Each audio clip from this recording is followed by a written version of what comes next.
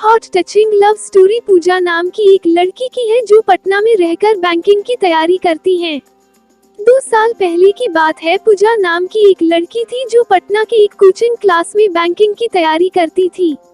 पूजा की coaching class के नीचे एक छोटा सा रेस्टोरेंट था।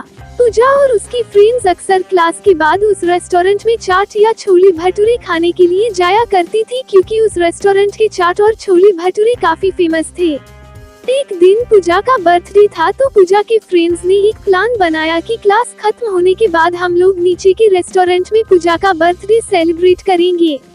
क्लास खत्म होने के बाद पूजा के फ्रेंड्स ने पूजा को नीचे रेस्टोरेंट में बुलाया और पूजा को उसके बर्थडे का सरप्राइज दिया। अब सभी कोई मिलकर बर्थडे को सेलिब्रेट करने लगे।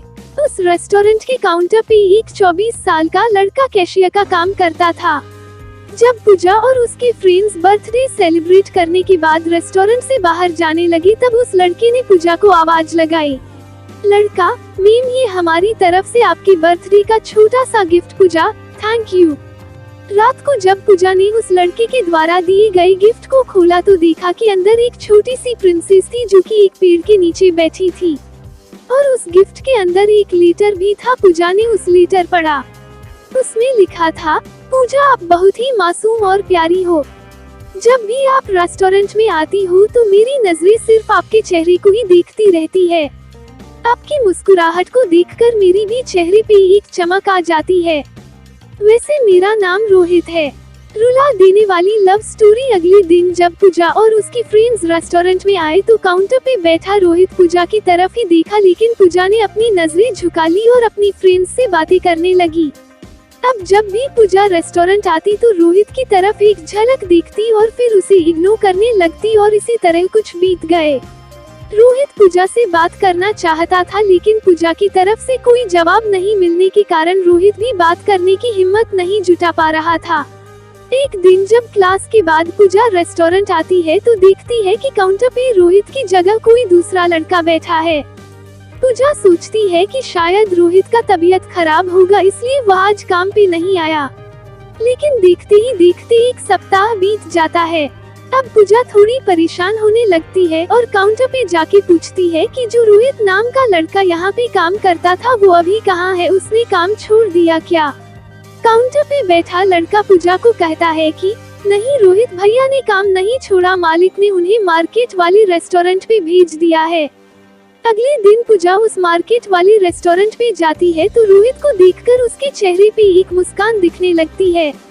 रोहित पूजा को देखकर तुरंत काउंटर से बाहर आता है और कहता, मैम आप यहाँ पे और आपके फ्रेंड्स नहीं आए?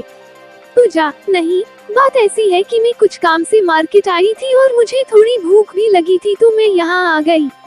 रोहित, अच्छा किया मैम, आप बैठो, मैं आपके लिए कुछ लेकर आता हूँ।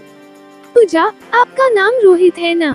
रोहित, हाँ। पूजा, मुझे आपसे कुछ बातें करनी है, क्या आप कल मुझसे क्लास के बाद मिल सकते हो? रोहित, ठीक है मैम, कल मैं क्लास के बाद आपसे मिलूंगा।